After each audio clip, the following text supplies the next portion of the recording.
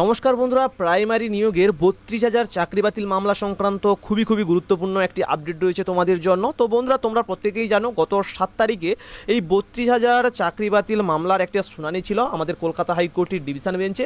তো সেখানে কি ঘটেছে, খুবই গুরুত্বপূর্ণ কিছু রায় কিন্তু উঠে এসেছে, সেটা তোমাদের কাছে আলোচনা করব। তার সঙ্গে সঙ্গে পরবর্তী শুনানির ডেট কবে সেটাও তোমাদের কাছে আলোচনা করব। পরবর্তী শুনানিতে কি হতে চলেছে সেটারও কিন্তু একটা ইঙ্গিত কিন্তু দিয়েছে বিচারপতি। তো সেখানে কি বলেছে সম্পূর্ণ তোমাদের কাছে বিস্তারিত আলোচনা করব। অর্ডার কপিতে কি কি উল্লেখ রয়েছে সমস্ত কিছু আলোচনা করব। অবশ্যই পুরো ভিডিওটা দেখো, আর চ্যানেলে তোমরা নতুন হয়ে থাকলে চ্যানেলটিকে অবশ্যই করে সাবস্ক্রাইব করে দিও। তো বন্ধুরা, তোমরা প্রত্যেকেই জানো যে কলকাতা হাইকোর্টের ৩২,০০০ যে চাকরি বাতিল মামলা, সেই চাকরি বাতিল মামলার কিন্তু একটা নতুন মোড় আবার উঠে এসেছে।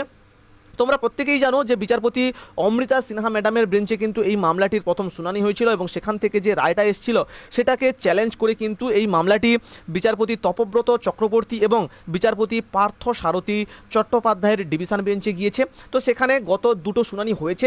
এর পরবর্তী যে শুনানিটা হতে চলেছে সেটা কিন্তু আগামী 14ই জুলাই। হ্যাঁ বন্ধুরা, আগামী 14ই জুলাই কিন্তু এই মামলাটির পরবর্তী শুনানি হতে চলেছে। তো গত 7ই জুলাই 2025-এ এই মামলার যে শুনানিটা হয়েছে সেই মামলার শুনানিটা কিন্তু দুপুর 2টোর পরেই কিন্তু মামলার শুনানিটা শুরু হয়। আর এর পরবর্তী যে 14 তারিখে মামলাটির শুনানি হবে সেটাও কিন্তু দুপুর 2টোর পর থেকেই কিন্তু শুরু হতে চলেছে। তো এবারে চলো জেনে নেই যে এই মামলাটিতে, অর্থাৎ গত 7 তারিখে যে এই মামলাটির শুনানি হয়েছে সেখানে কি কি বিষয় উঠে এসেছে। তো বন্ধুরা, বর্তমান এই মামলার কি পরিস্থিতি রয়েছে সমস্ত কিছু আলোচনা করব। তো প্রথমেই বলি এই মামলার যে বর্তমান পরিস্থিতি সেটা কি রয়েছে।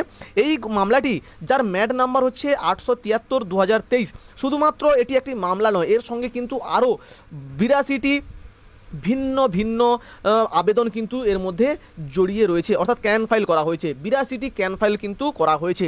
চাকরি হারানো শিক্ষকদের পাশাপাশি প্যারাটিচার এবং অন্যান্য সংরক্ষিত শ্রেণীর প্রার্থীরাও এই মামলার পক্ষ নিয়েছে। মূল মামলাটি হলো পশ্চিমবঙ্গ প্রাথমিক শিক্ষা পর্ষদ ভার্সাস প্রিয়াঙ্কা নস্কর। তোমরা হয়তো প্রত্যেকেই অবগত রয়েছো। গত শুনানিতে চাকরি হারানো প্রার্থীদের আইনজীবীদের বক্তব্য কিন্তু শোনা হয়েছে। পরবর্তী যে শুনানিটা হতে চলেছে সেখানে কিন্তু যারা মামলাকারীরা রয়েছে তাদের বক্তব্যটা শোনা হবে। তো এবারে বলে রাখি বন্ধুরা, যে গত যে শুনানিগুলো হয়েছে বিভিন্ন পক্ষের যে যুক্তি, সেই যুক্তিগুলো নিয়ে একটু তোমাদের কাছে আলোচনা করি। তো বন্ধুরা, প্রথমেই যে বিষয়টা রয়েছে সেটা আলোকপাত করতে চলেছি যে প্যারাটিচার শিক্ষকদের যুক্তি। প্যারাটিচার শিক্ষকদের পক্ষ থেকে যিনি উকিল ছিলেন শ্রী জয়ন্ত মিত্র মহাশয়, তিনি বলেছেন কি যে 2016 সালের নিয়োগ প্রক্রিয়া অনুযায়ী তাদের জন্য অ্যাপটিটিউড টেস্ট বাধ্যতামূলক ছিল না। তিনি আরও বলেন যে শূন্য পদের তুলনায় প্রার্থীদের সংখ্যা কম হওয়ায় অ্যাপটিটিউড টেস্টে শূন্য পেলেও তাদের কিন্তু নিয়োগ পাওয়ার কথা। মোটামুটি বুঝতে পারলে আশা করি কি বিষয়টা রয়েছে। অ্যাপটিটিউড টেস্টের কোনো উল্লেখ কিন্তু ছিল না, অর্থাৎ অ্যাপটিটিউড টেস্ট যে অনিবার্য সেটা কিন্তু ছিল না। আর তার সঙ্গে সঙ্গে যে সমস্ত ক্যান্ডিডেটরা অংশগ্রহণ করেছিল, যতজন ক্যান্ডিডেট অংশগ্রহণ করেছিল তাদের থেকে কিন্তু শূন্যপত্র ছিল বেশি, যার কারণে সবাই চাকরিটা পাবে। তারপর হচ্ছে মামলার বৈধতা নিয়ে প্রশ্ন। তিনি আরও কি বলেন যে আইনজীবী শ্রী অশোক ব্যানার্জি মামলার বৈধতা নিয়ে প্রশ্ন তোলেন এবং আবেদনটি খারিজ করার আর্জি জানান। সংরক্ষিত শ্রেণী যারা রয়েছে তাদের পক্ষ থেকে উকিল কি আর্গুমেন্ট করেছেন।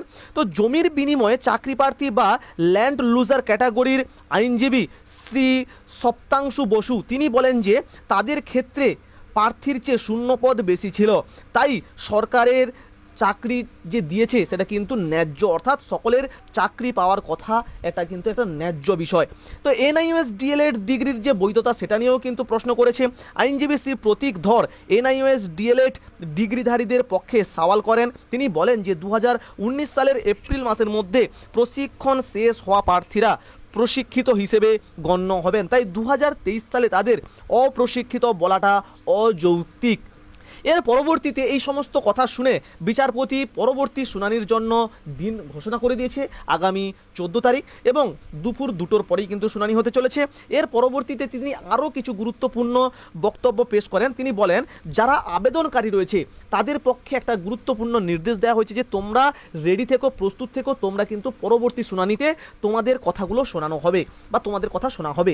সবচেয়ে গুরুত্বপূর্ণ বিষয় হলো এটি বিচারপতি মূল মামলাকারী অর্থাৎ চাকরি প্রার্থীদের আবেদনকারীদের শিক্ষকদের কিন্তু পরবর্তী শুনানির দিনে তাদের উপযুক্ত যুক্তি উপস্থাপনের জন্য প্রস্তুত থাকতে বলেছেন।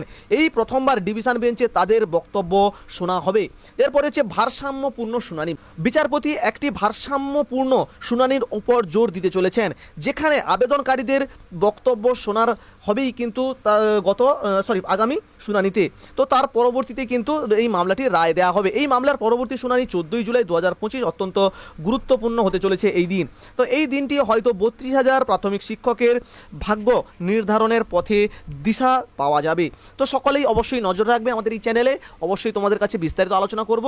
তো বন্ধুরা, দেখা যাক আগামী 14 তারিখ কি আপডেট আসে। তো অবশ্যই চ্যানেলের সঙ্গে থাকবে, চ্যানেলকে সাবস্ক্রাইব করে পাশে থাকবে। দেখা হচ্ছে পরবর্তী ভিডিওতে। ভালো থেকো সবাই, সুস্থ থেকো সবাই। Thanks for watching. Tata, Jai Hind, by.